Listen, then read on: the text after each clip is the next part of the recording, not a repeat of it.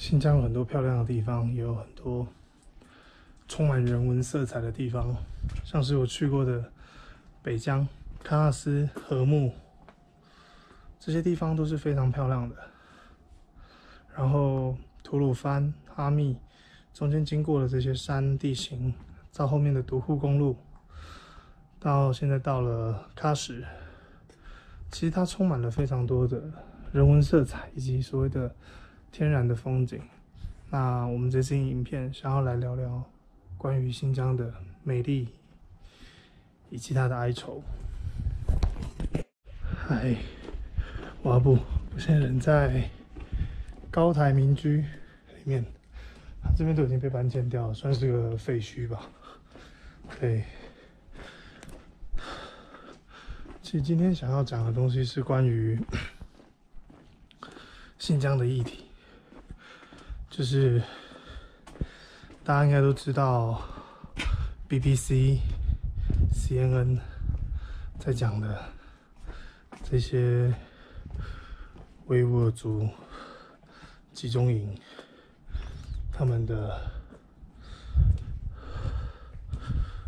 事情这样子。那其实我在新疆这2个月以来，我有不断的去稍微做点采访，然后了解这些相关的事情。那以下的事件都不会有我采访到对象的画面、声音，因为我觉得我必须要保护他们，然后我也得我自己要转述这些事情。对，所以如果这支影片的谈话内容让你觉得不舒服，请尽管按不喜欢。OK， 那我们开始吧。首先，第一个我要讲的是关于再教育营这件事情。再教育营这件事情呢，其实是真有其事的，而且它的规模不断在扩大。它最大的本营分成2个，一个在北疆的克拉玛依外围，另外一个在南疆的塔克拉玛干沙漠里面。那其实在我进新疆乌鲁木齐的时候，我有遇到集中营，只是我没有意识到它集中营，因为它被工业区给隐蔽起来。它藏在工业区里面，但其实那根本不是个工业区，因为我看到那个工业区里面它有大量的巴士，而且有大量的铁丝网把它整个工业区围起来。那就我所知，它在大阪那个地方叫做博腾工业园，其实真的让人蛮不舒服的。那为什么我会想要去采访到这些事情？其实我一直觉得，这是自由，是每个人的权利，不管你是哪个国家、哪个地区的人民，都是一样的。那最让我难过的是，其实在我探访到这件事情的时候，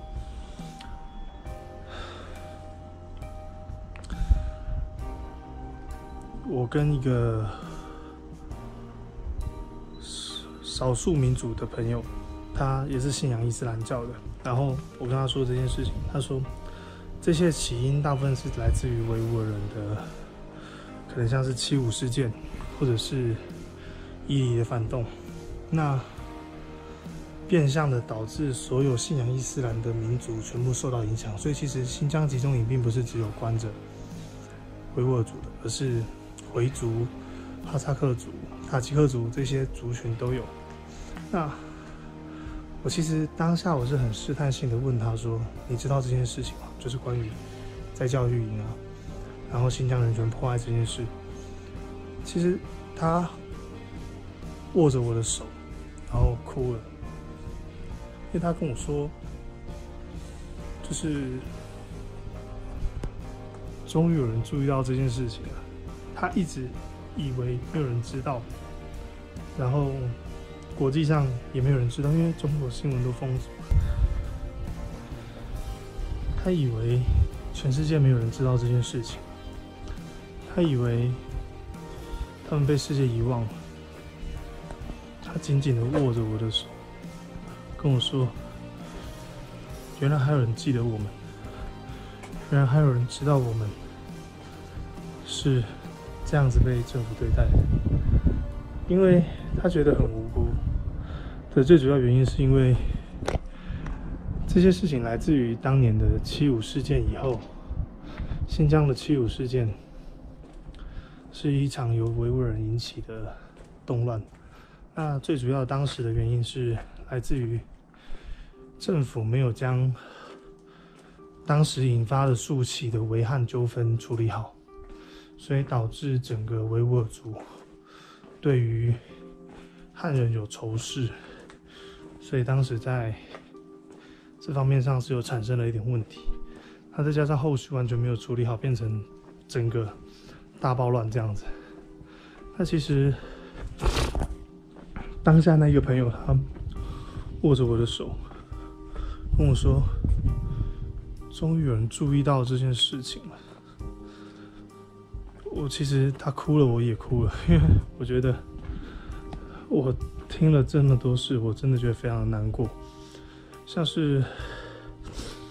所有的新疆人是不准出国的，这点可能有没有包含到汉族，我并不晓得，但是它确确实实的包含着维吾尔族是不能出国的。只要你出国，你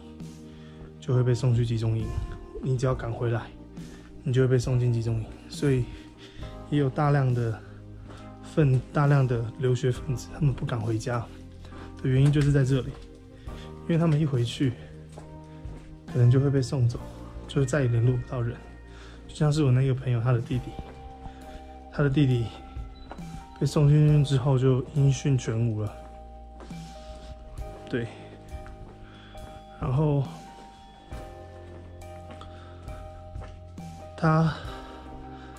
也不能够离开新疆，因为要离开新疆的关口就有重重的检查，干了武警车对，就是像这样这些重重的检查，所以你也离不开这个地方，你就被锁在这里。其实我当下听了真的很难过，因为他们没做什么事情，就必须要遭受到这样的对待，并且在开始执行严格共砍跟去伊斯兰化之后，所有的清真寺不准礼拜，所有的阿文都被禁止，然后所有的可兰经全部被没收，只要有被找到，你全家就不见了，把你全家送进集中营里面，再教育学校进行再教育。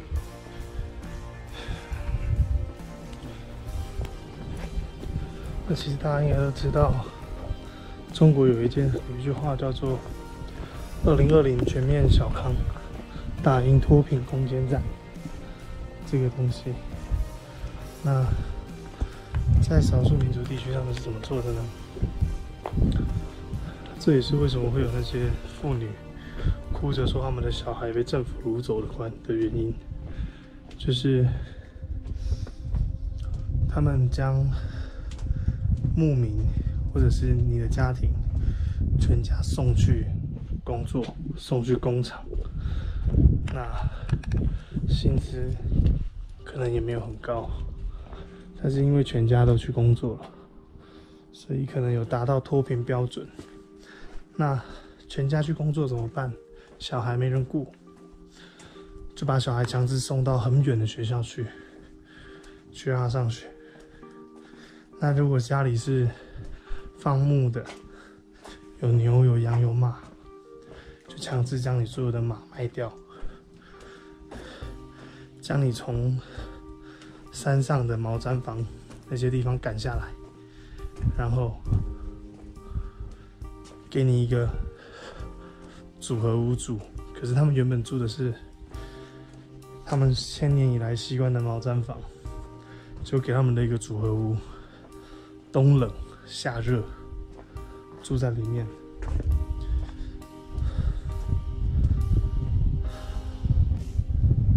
为什么人没有选择自己生活方式的权利？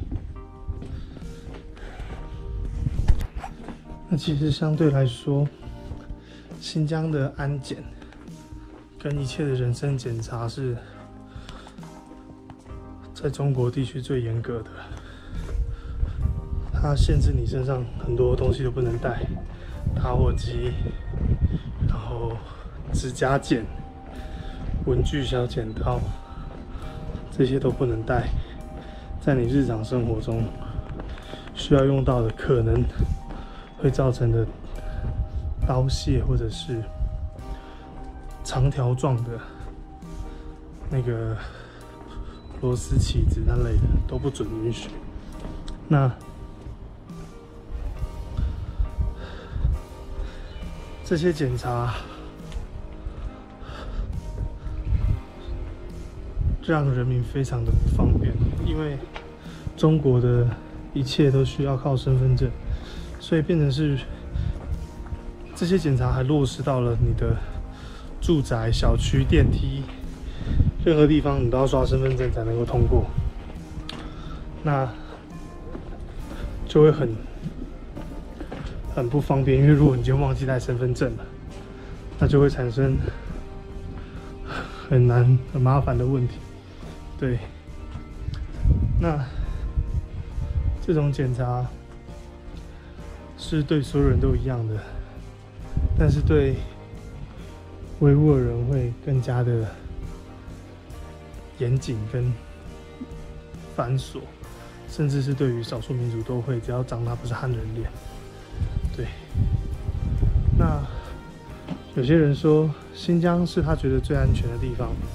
这句话我目前只从汉人的口中听到，我从未在少数民族的嘴巴里面听过这句话。的原因是因为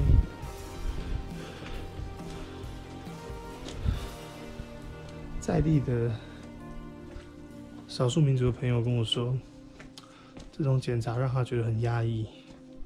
他觉得狗都生活的比他好，狗自由自在的想去哪里就可以去哪里，可是他呢，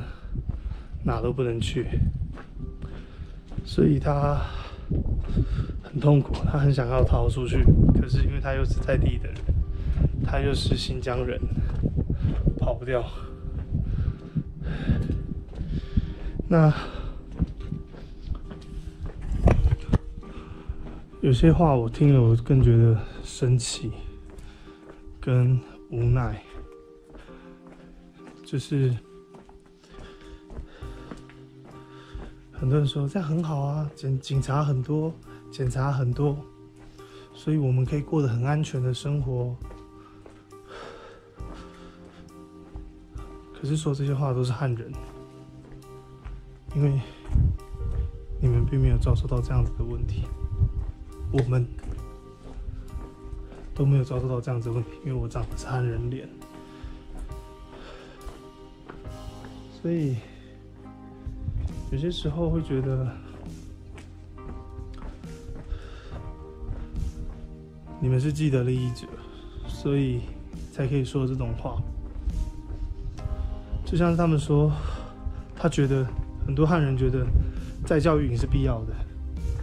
把这些人丢进去，因为他们对祖国有反动思想，有仇恨思想，所以要把他们丢进去再教育，然后来牺牲大部分民族的权益，将整个民族都肃清之后，来换取大部分人民的安全。其实我很不想承认我跟你们是同一个族群、同一个文化、同一个源流的，这并非是我们祖先教我们的东西啊。肃清、再教育。你以为你希特勒吗？那是吃蜂蜜的熊。这种做法是不对的，真的。那关于之前大家看到一些什么维吾尔族少女强迫嫁给汉人这类的，其实我在想，那应该是跟政府鼓励维汉同婚有关，因为维族跟汉族如果同婚的话，政府会给予很多的金钱上的补贴、房子的补贴，然后工作什么减税，乱七八糟的。所以有些女孩子可能为了自己家庭改善家里生计，所以选择跟汉人结婚，而且是不愿意的情况下，我相信是有的。那我相信也会有纯真美好的爱情，但是也许那个新闻捕捉到就是这一幕吧。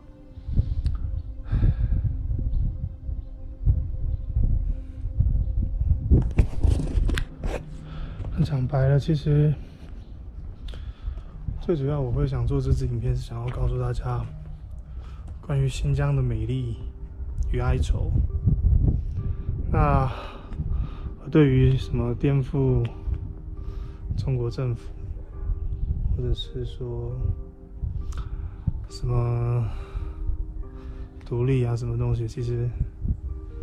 我一点意思也没有。关于这支影片，其实我会拍这支影片最主要的目的是，我希望可以让更多人可以注意到这件事情，特别是那些正在从中国翻墙过来看的你们。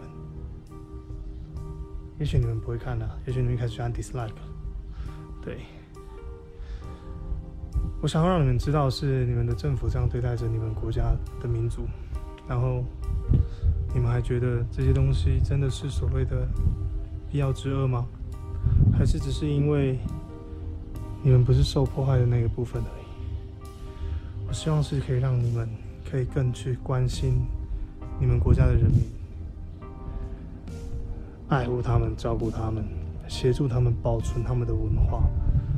协助他们保存他们的历史，这样子你们才能够共存，而且才可以存在的长久。好啊，如果你喜欢不喜欢这支影片，我不在乎啦，真的，这支我真的一点都不在乎。尽管按 dislike， 但我希望你 dislike 的是我影片所告诉你的这些事实的对象。对，欢迎分享，